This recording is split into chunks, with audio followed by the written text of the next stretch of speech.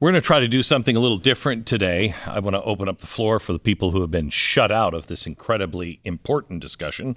You, the audience.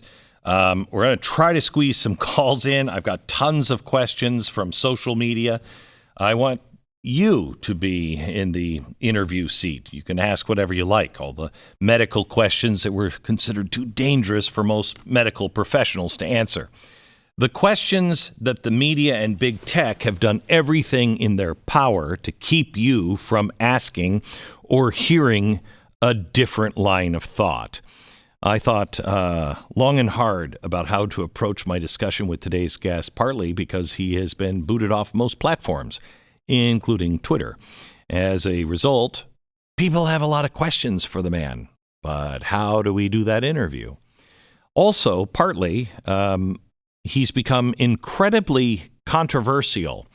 We have a lot of controversial guests on this project, but on this podcast, but this one's exceptionally controversial.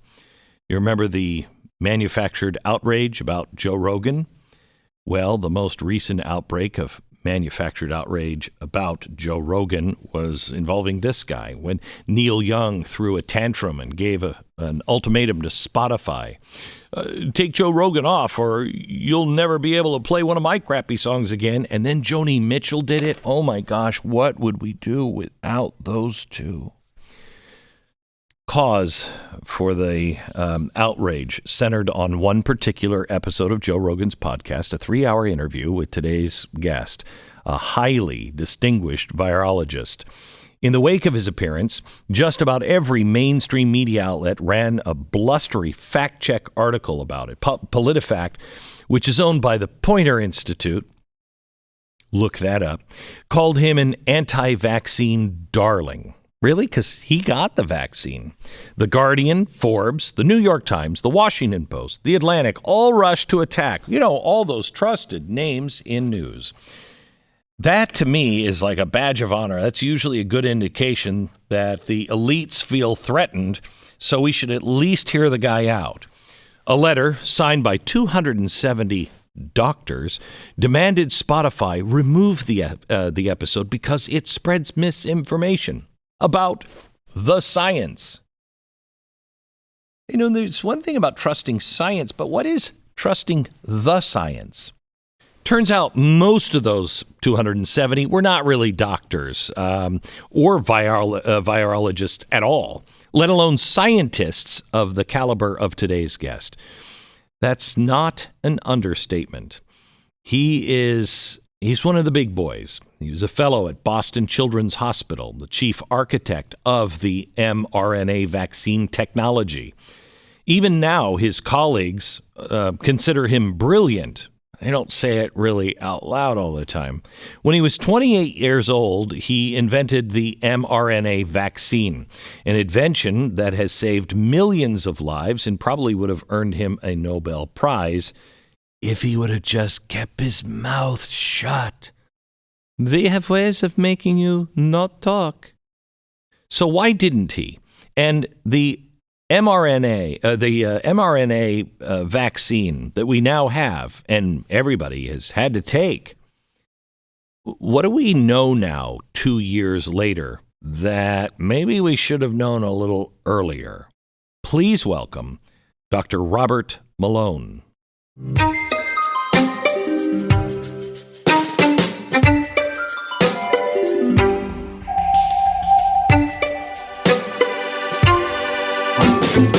You're a very well-respected voice. You have played in the highest of circles.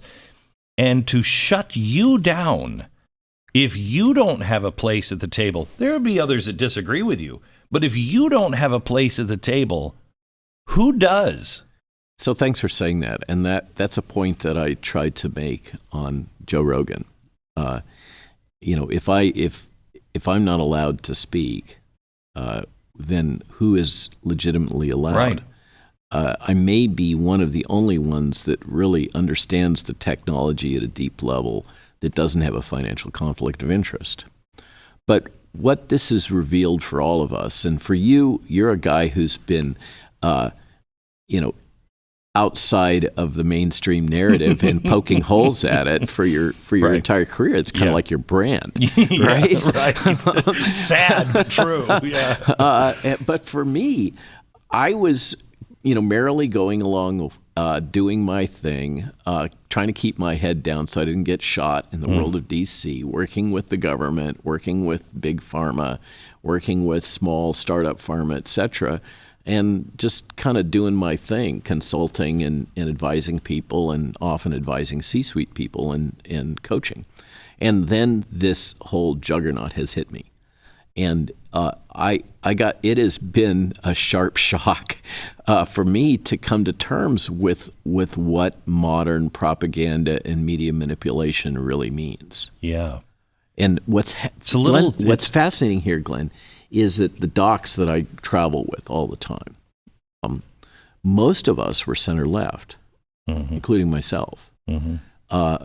Actually, a turning point was the series of radio interviews that you and I had back so long ago. Really? Yeah. For me, that was a pivotal moment, because I realized that the world was more complicated than I thought it was. Yeah. And that happened for a bunch of us. Yeah. I have one colleague who's now retired, who's a very senior doc, that said to me the other day, I can't read the New York Times anymore. I don't know what to do. I know. It's like that. Once you're red-pilled or clown-pilled or whatever, it's really, for a while, I mean, I worked at CNN, and I thought, this is crazy. This is 2006. This is crazy the way this works. Then I thought, Fox will be better. Went over there, and I'm like, oh my gosh, this is just as crazy. And you realize nobody really is telling you the truth. And it's not necessarily because they're, at an evil plan or anything. Most of the times they're just disinterested, and they don't know how to do things that are complex, and don't know how to tell the story, and don't really care that much. So they just kind of go along. So that's the kind of a banal evil version of what's going on. Yes. That was 2008. That's not what's happening now. Then there's those that were aware of Mockingbird back in the 60s, and what that all meant with the infiltration of media by the CIA. Yeah. And that's well documented. That's not a conspiracy theory. That's flat out. And they enacted passed legislation to stop it. Exactly right. And then we repealed that. Yeah, and the other thing that we did was this quid pro quo weaponization with the UK intelligence community, so that we have this reciprocal relationship where they do the bidding against the American citizens, and we do the bidding against the British citizens. It's we got a problem. A big problem. And we're all being herded like sheep. I don't know a better way to put it. I mean, we were talking before we started the podcast about Ukraine. Something has felt wrong with that from the beginning, and it's clear what's going on. This is great reset on one half of the world, and nationalism on the other side. I'm not going to play a part of that. I'm convinced that's why Donald Trump, they had to destroy him, because he believed in America. Oh, my point of view on Donald Trump has just flip-flopped. That's crazy. Red-pilled is the only metaphor that seems to work. Thank God for the Matrix and giving all of us a way to kind express of a framework for in words, language. Right, language influences how we think. It's scary a little bit to me that sometimes people on the right are so desperate for anybody with credibility to go, "Hey, I see you guys." You know what I mean? That we just rush into a relationship, and we can be friends, we can talk, we can learn about each other, but that doesn't mean that you're for everything I'm for. We've lost nuance. We used to be able to be friends with everybody, but that didn't mean we agreed with everything they said. You know what I mean? Well, this is the richness of life, right? Isn't it? Yes, is but to have this gone. Complexity and granularity. Yes, but I guess because it's not useful for those that are wanting to control the information landscape, right. And that's really, I for me the big reveal. It started with awareness of the Trusted News Initiative, and I'm flattered that the what do they call it? Wikispooks. Wikispooks credits me with having blown open the story of the Trusted News Initiative. I don't know that I really deserve that, but I'll take it. But the TNI was, for me, the moment when I realized I was no longer in Kansas, and that clearly there was a global manipulation of and management of information that I was encountering, and was encountering me.